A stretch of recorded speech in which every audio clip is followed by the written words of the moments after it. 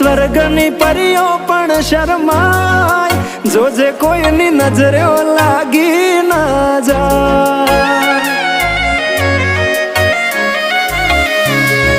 વાલી તું તો રૂપનો કટકો કહેવાય, બારે કાળું ટપકું કરીને નીકળાય, જોજે કોઈની નજરે લાગી ના જાય.